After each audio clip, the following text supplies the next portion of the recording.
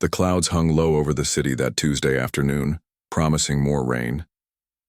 Rose Parker pulled her worn beige raincoat tighter around her small frame as she approached the gleaming glass building of Highland Luxury Motors. At 72, Rose didn't move as quickly as she once did, but there was still a youthful sparkle in her eyes, especially today.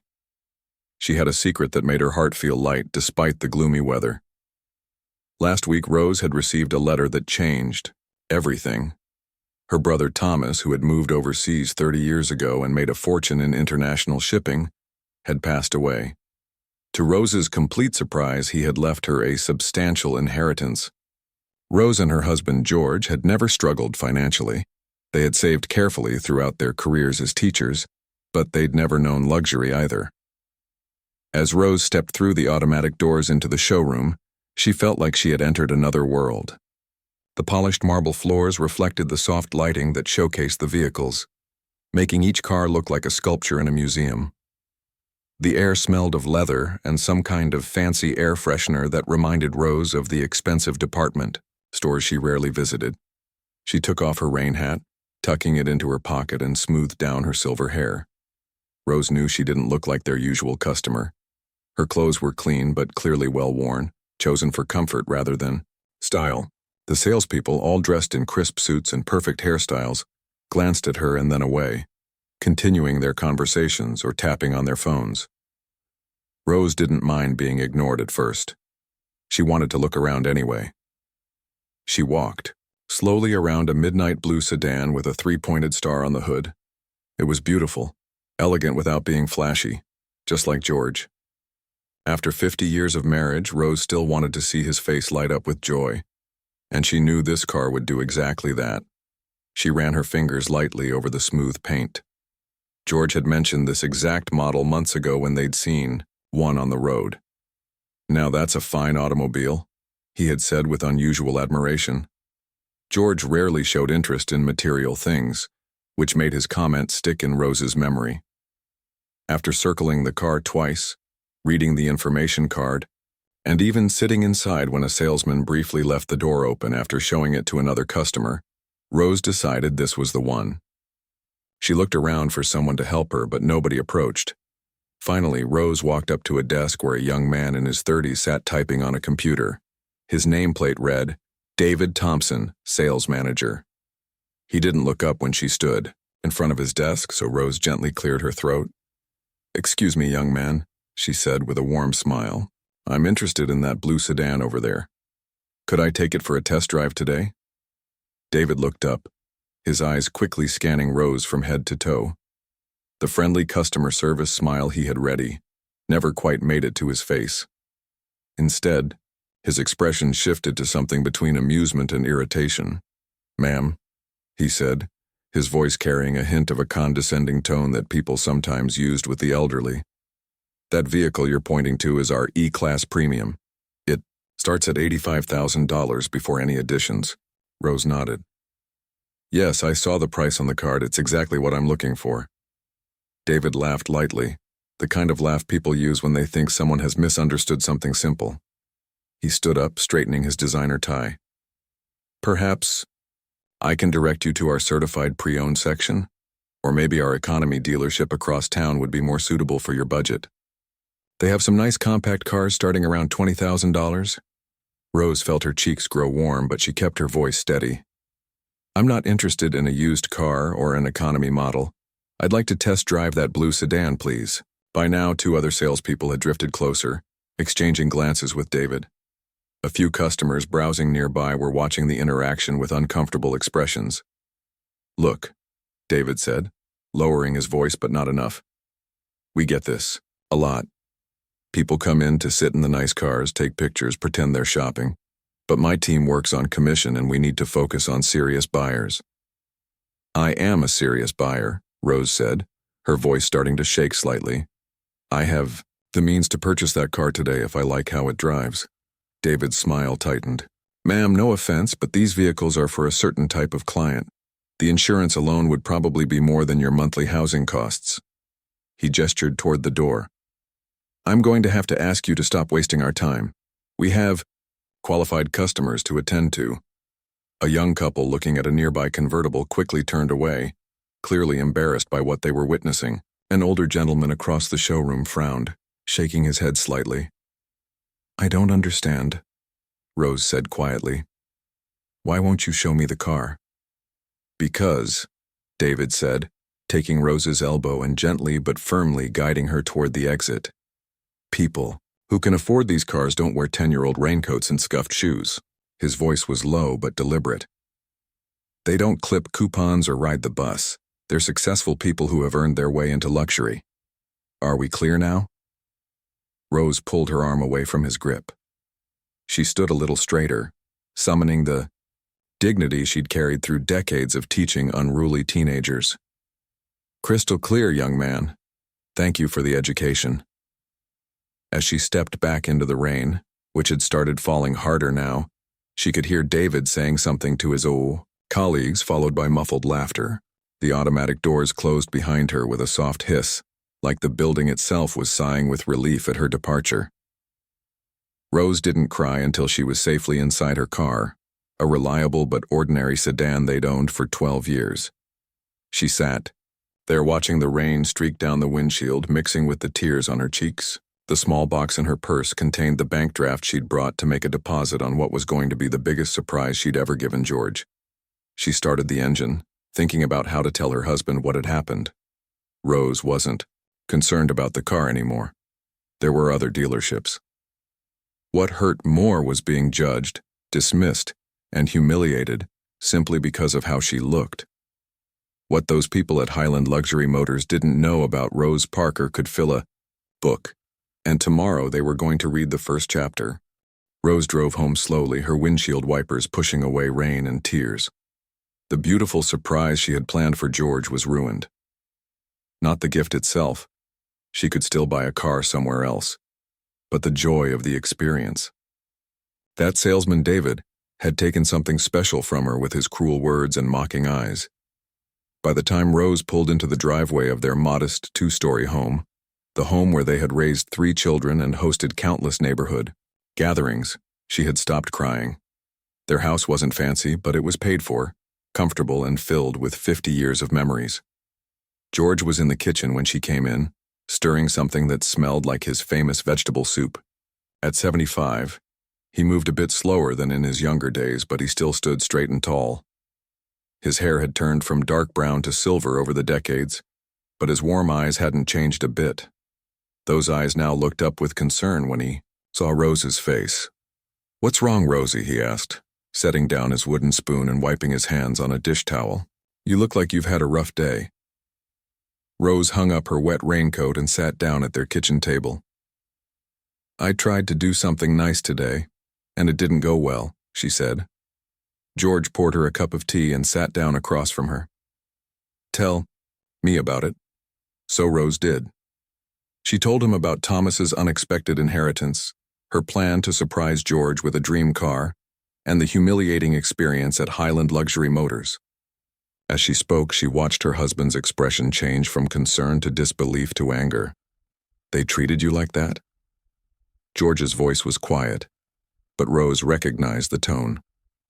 In 50 years of marriage, she had rarely seen him truly angry.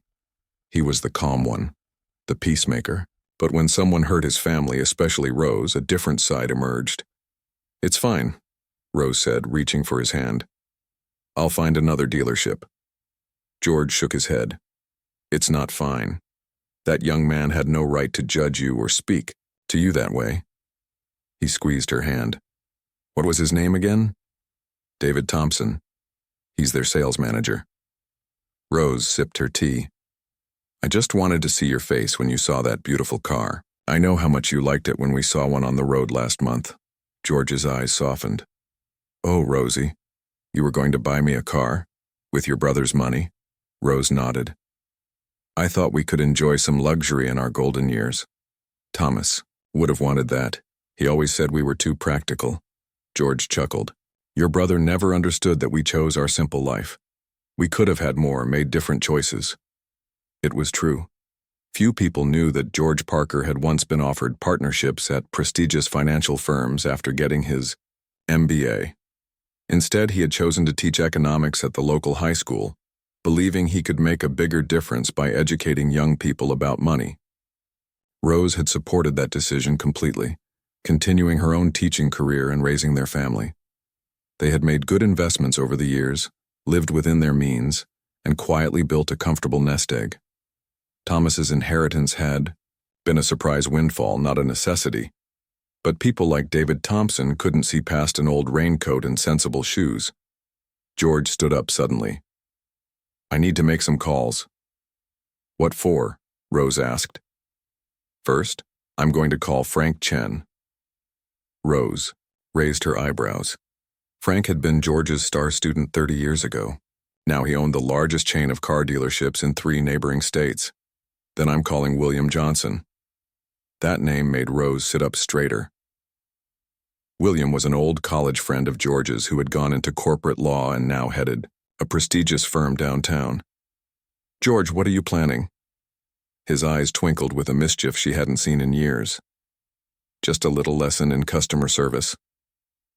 For the next hour, Rose watched as her usually quiet husband transformed into a man with a mission. He spoke with Frank Chen for 20 minutes, asking detailed questions about car dealership operations, ownership structures, and customer service protocols. Then he spent another half hour with William Johnson, discussing something that sounded like business acquisition strategies. When he finally hung up the phone, George had a satisfied smile on his face. He went to their home office and returned with a leather portfolio they hadn't used in years. Inside were documents Rose had almost forgotten existed: investment records, bank statements, and ownership certificates. "Did you know," George said, as he spread the papers on the kitchen table, "that Highland Luxury Motors is owned by Westfield Auto Group?" Rose shook her head. "Should I?" "Probably not," George admitted. "But what's interesting is that Westfield has been looking to expand, and they've been courting Frank Chen to buy his dealerships. Frank isn't interested in selling, but he is interested in some of their properties." Rose was starting to understand. "So Frank has some leverage with them." "Exactly." George pulled out another document. "And William sits on the board of directors for National Business Bank, the one that finances most of the car dealerships in the region," Rose added, remembering their discussions over the years. "The very same." George's eyes sparkled with excitement. "Now here's what we're going to do. Tomorrow morning I'm going to put on my best suit, the one I wore to Lisa's wedding. You remember that fancy tailor shop where our son-in-law insisted on buying it for me?" Rose nodded. The suit probably cost more than all the other clothes in George's closet combined. "Then we're going to visit our bank and make a withdrawal, a very specific type of withdrawal." He showed her a note he'd written while on the phone. Rose's eyes widened. "Is that necessary?" "Trust me, it's part of the plan." George leaned over and kissed her forehead. "No one treats my Rose that way and gets away with it, but this isn't just about revenge. It's about teaching a lesson that might help other people too." As they finished their soup that evening, Rose noticed that George kept checking his phone, exchanging messages with Frank and William. The quiet teacher she had married was now a general planning a campaign, and though she normally would have told him to let it go, something about seeing this passionate side of him after 50 years still made her heart beat a little faster. "What time should I be ready tomorrow?" she asked. George checked his notes. 10 o'clock, and Rosie, wear the exact same clothes you wore today. Every detail matters." Rose smiled. She wasn't sure exactly what George had planned, but after 50 years together, she trusted him completely. Tomorrow would certainly be interesting. The next morning dawned clear and bright, as if the weather itself wanted to set the stage for what was about to happen. Rose put on the same beige raincoat and comfortable shoes she'd worn the day before. She even styled her hair the same way, tucking silver strands behind her ears. George, however, looked like a different man. He wore his charcoal gray suit, a crisp white shirt, and a deep blue tie that brought out the color of his eyes. The suit fit him perfectly, showing off his still strong shoulders and tall frame. He had polished his best leather shoes until they gleamed. "My goodness," Rose said, looking at her husband with admiration. "You look like you're about to close a deal on Wall Street." George smiled as he adjusted his tie. In a way, I am. He patted his pocket where he had placed the documents they'd picked up from the bank earlier that morning. Ready for this? Rose nodded, butterflies dancing in her stomach. She wasn't sure exactly what George had planned, but after their morning visit to the bank where the manager had personally escorted them to the vault, she knew it was going to be memorable. They drove separately. Rose took their everyday car while George followed 10 minutes later in his old friend Peter's vehicle, a gleaming silver Rolls-Royce Phantom that turned heads wherever it went. Peter had been delighted to loan it when George explained the situation. Rose arrived at Highland Luxury Motors first, parking in the same spot she had used yesterday. The showroom looked even more intimidating in the bright sunshine, all glass and polished metal. She took a deep breath and walked through the automatic doors.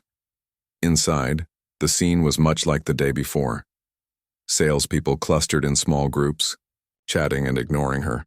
Rose spotted David Thompson at his desk talking on the phone. He glanced up briefly, frowned slightly as if trying to place her face, then returned to his call. Rose wandered over to the same blue sedan she had admired yesterday. She stood beside it, running her fingers lightly over the shiny paint.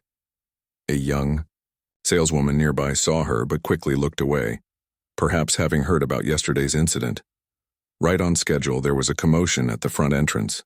Rose didn't turn around, but she could hear the whispers and sudden movement as every employee in the showroom responded to what they were seeing. The distinctive purr of the Rolls-Royce engine cut off, and then came the sound of the showroom doors sliding open. Rose continued to examine the car, pretending not to notice as the atmosphere in the room completely changed. "Good morning," came George's confident voice from the entrance. "I'm looking for the general manager of this establishment."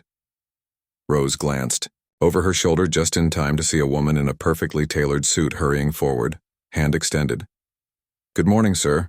I'm Nancy Rivera, the general manager. How can I help you today?"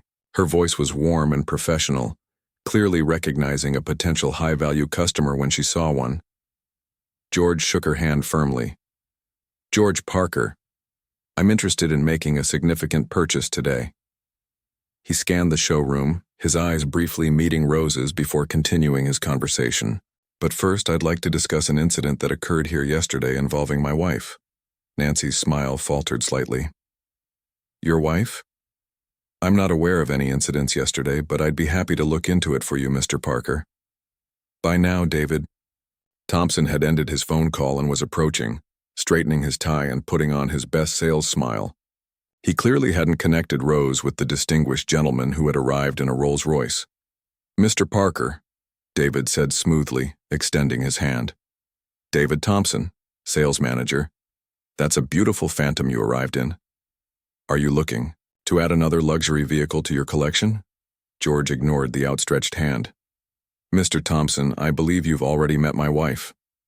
He gestured toward Rose, who now turned fully to face the group. David's face went from confident to confused to horrified in the span of 3 seconds as recognition dawned. "Mrs. Parker? From yesterday?" Rose walked over to stand beside George. "Yes, Mr. Thompson. We meet again."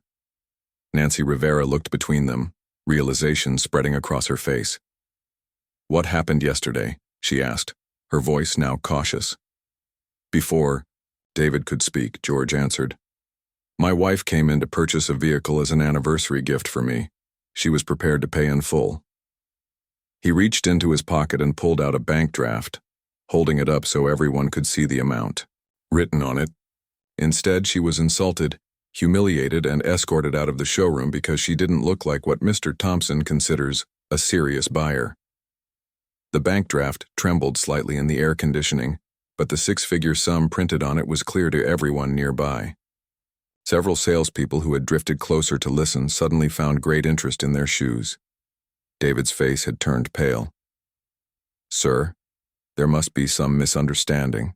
I was simply trying to direct your wife to vehicles that might better suit her needs and—" "My needs," Rose interrupted quietly, "were clearly stated. I wanted to test drive that blue sedan. Instead, you told me people who can afford these cars don't wear old raincoats or ride the bus." Nancy's professional smile had completely vanished. "Mr. Thompson, is this true?" David swallowed hard. "It wasn't exactly like that. I was trying to—" "It was exactly like that," came a voice from nearby. An older gentleman stepped forward, a customer who had been browsing the luxury SUVs. "I overheard the whole thing. It was shameful." He nodded respectfully to Rose. "Ma'am, I was about to say something, but you left so quickly." Nancy turned to David with a look that said his day was about to get much worse. "We'll discuss this in my office later." She turned back to George and Rose. "Mr. and Mrs. Parker, I cannot apologize enough for this experience. Please come to my office so we can make this right." George shook his head. "That won't be necessary, Ms. Rivera. We're not here to make a scene or get anyone fired. We're here to make a point about judging people by their appearance." He looked directly at David. "And to complete the purchase my wife attempted to make yesterday." A small crowd of employees and customers had gathered now, watching the drama unfold. David looked like he wanted the floor to open up and swallow him whole. "Of course," Nancy said quickly. "Mr. Thompson, why don't you help Mr. and Mrs. Parker with their purchase?" The look she gave David made it clear this was not a suggestion but his last chance at redemption. David nodded stiffly. "Yes, of course. Right this way, please." As they walked toward the blue sedan, Rose leaned close to George and whispered, "Is this the whole plan? I thought you were going to do something big with Frank and William." George smiled, his eyes twinkling. "Oh, we're just getting started, Rosie. This is only phase 1. David led George and Rose to the midnight blue sedan, walking as if he were heading to his own execution. His usual confident stride was gone, replaced by stiff movements and nervous glances. He stopped beside the car and gestured to it with a sweeping motion that seemed forced. "This is our E-Class premium model, as Mrs. Parker saw yesterday," he said, his voice lacking its usual smoothness. "It features a twin-turbo engine, premium leather interior, advanced safety systems, and—" "We know the features," George interrupted gently. "My wife researched this model thoroughly before coming in yesterday." He turned to Rose. "Is this still the one you want, dear?" Rose nodded, enjoying the moment perhaps more than she should have. "Yes, it's perfect, though I was hoping to drive it first." "Of course," David said quickly, reaching for the keys in his pocket. "I'd be happy to take you both for a test drive right now." "Actually," George said, "I'd prefer if my wife drove, with me in the passenger seat."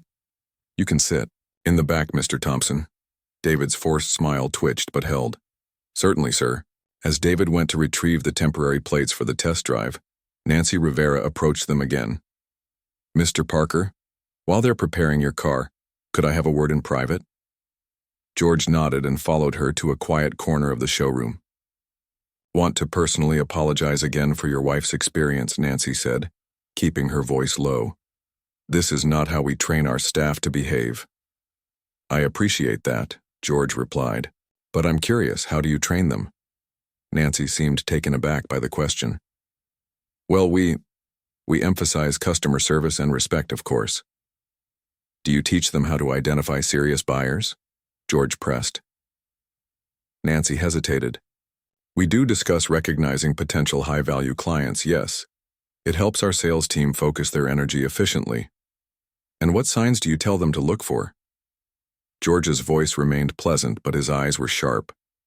"Well, things like attention to detail, knowledge of our products, the questions they ask." Nancy trailed off, clearly uncomfortable. "Not clothing, or age, or whether someone came in a luxury vehicle versus taking the bus," George suggested. Nancy had the grace to look embarrassed. "Of course not. That would be inappropriate."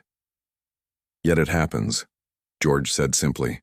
"Not just here, I imagine, but at high-end establishments everywhere." Before Nancy could respond, a new commotion at the entrance caught everyone's attention. A tall man in an impeccable suit entered, flanked by 2 others carrying briefcases. Rose recognized him immediately from the family photos in George's study. Frank Chen, George's former student and now a major player in the luxury car business. The showroom fell silent as Frank walked directly to George, greeting him with a Warm handshake and a respectful bow to Rose.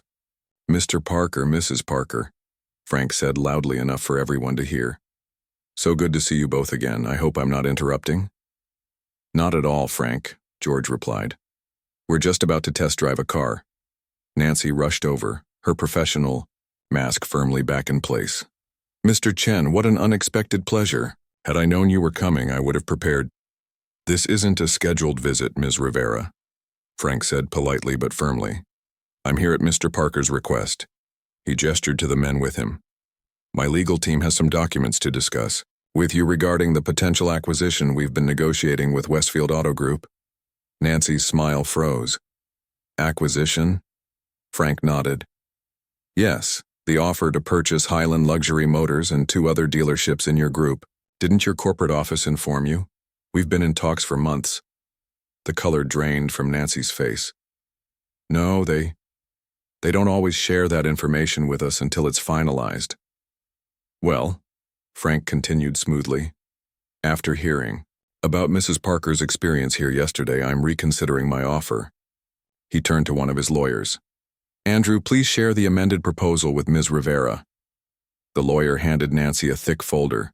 She opened it, her eyes widening as she scanned the first page. This is a significant reduction from your original offer, she stammered. Yes, Frank agreed.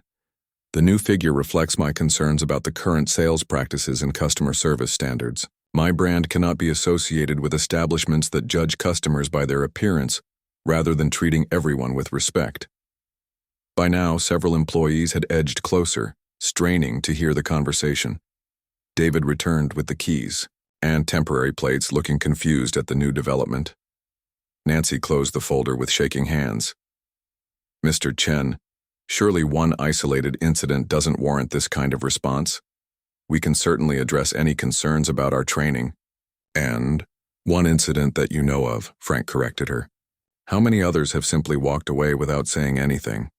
How much business have you lost because someone in comfortable shoes wasn't taken seriously? George stepped forward. Frank, I didn't ask you to come here to punish anyone. Just to help make a point. And what point is that exactly? Nancy asked, her professional composure beginning to crack. That wealth doesn't always look the way you expect it to, Rose answered, joining the conversation. Some of the richest people I know drive old cars and clip coupons. Some people with the most modest means spend everything on appearances. Frank nodded in agreement.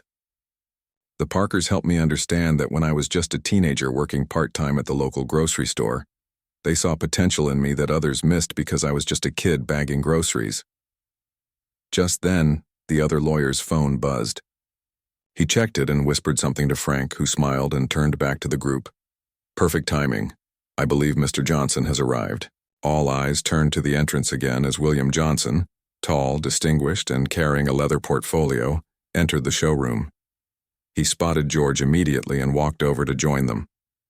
Sorry I'm late, he said, shaking hands with George and nodding to the others. Traffic was terrible. He turned to Nancy. Ms. Rivera? William Johnson, head of corporate lending at National Business Bank. I believe your company has several financing arrangements with us. Nancy's professional mask slipped completely. Yes, of course, Mr. Johnson. What brings you here today? William smiled pleasantly.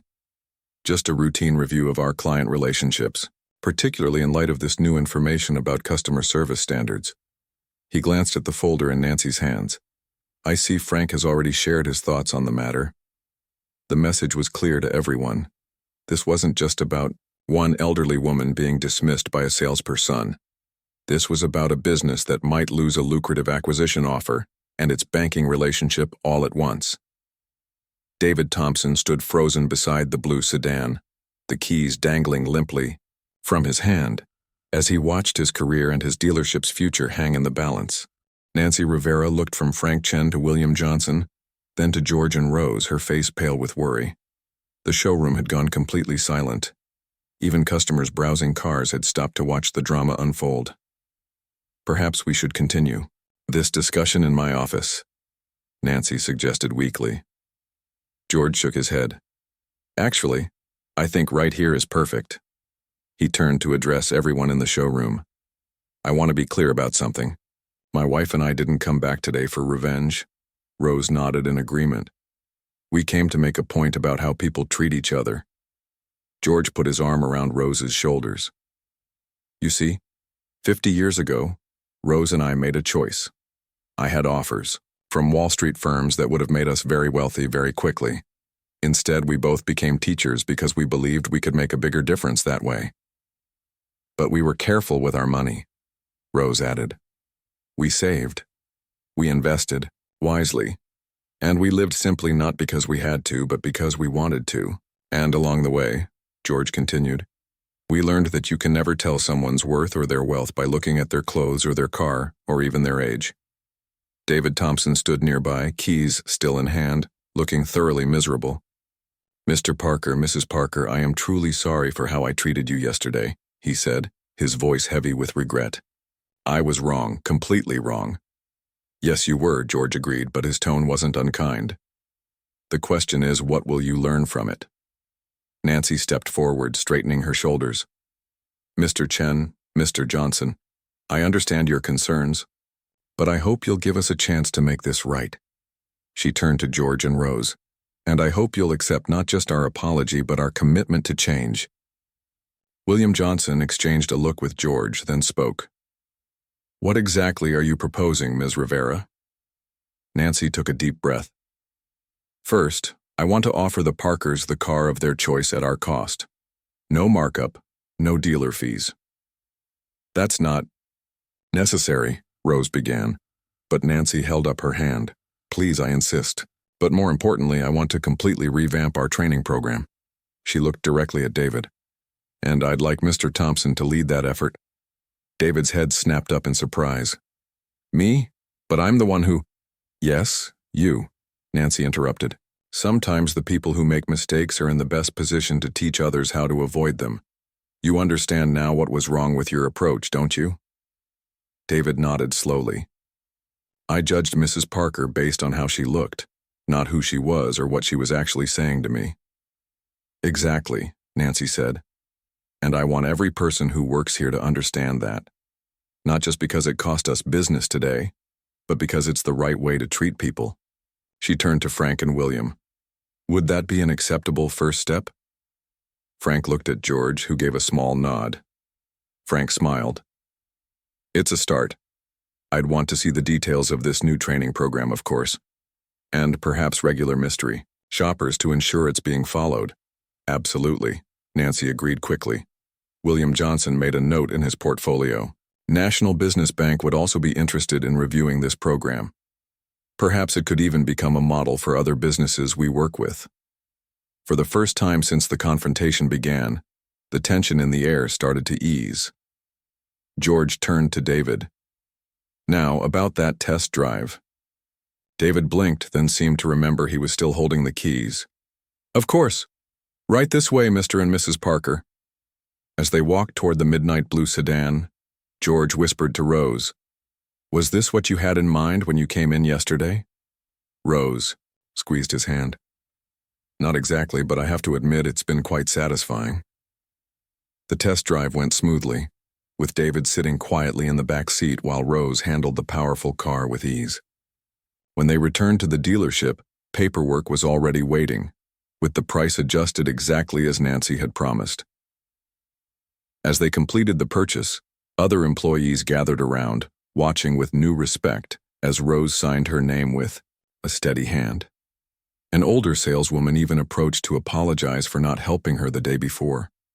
I should have stepped up, she admitted. I saw how you were being treated, but I didn't say anything. That won't happen again. Rose smiled. Sometimes it takes a shock to change old habits. When everything was finalized, Nancy presented Rose with the keys to her new car. Mrs. Parker, I hope you'll give us another chance to serve you better in the future. Rose accepted the keys with a gracious nod. I believe in second chances, Ms. Rivera. My students taught me that everyone deserves the opportunity to learn from their mistakes. As George and Rose prepared to leave, George in the borrowed Rolls-Royce to return it to his friend and Rose in her new car, David Thompson approached them one last time. "Mr. Parker, Mrs. Parker, I want to thank you," he said, looking genuinely humbled. "For what?" George asked. "For nearly costing you your job?" David shook his head. "For teaching me something important before I went any further in my career. I've been rising quickly here, and honestly, I was becoming, well, not the kind of person I want to be." Rose patted his arm. "The true measure of a person isn't how they act when things are going well, but how they respond when they've made a mistake." "I won't forget this," David promised. 3 months later, Rose pulled into Highland Luxury Motors for her first service appointment. The difference was immediately noticeable. Every customer was being greeted promptly, regardless of how they were dressed or what car they arrived in. David Thompson spotted her and came over with a warm smile. "Mrs. Parker, how are you enjoying the car?" "It's wonderful," Rose said. "And how is the new training program going?" David's face lit up. "Actually, we're becoming a model for the entire Westfield Auto Group. Frank Chen's acquisition went through, but with the condition that our customer service approach be implemented across all their dealerships." "That's wonderful," Rose said, genuinely pleased. "And the most amazing thing," David continued, "is that our sales are actually up. Turns out treating everyone with respect is good for business." Rose smiled, thinking of all the quiet, unassuming millionaires she and George had known over the years. People who lived modestly despite their wealth, who gave generously to causes they believed in, and who never felt the need to show off what they had. "You never know who might walk through your door," she said simply. "That's the lesson worth remembering." As she waited for her car to be serviced, Rose called George to share the news. They had made a difference here, just as they had tried to do throughout their teaching careers, one lesson, one person at a time. And sometimes those lessons spread far beyond what you could ever imagine.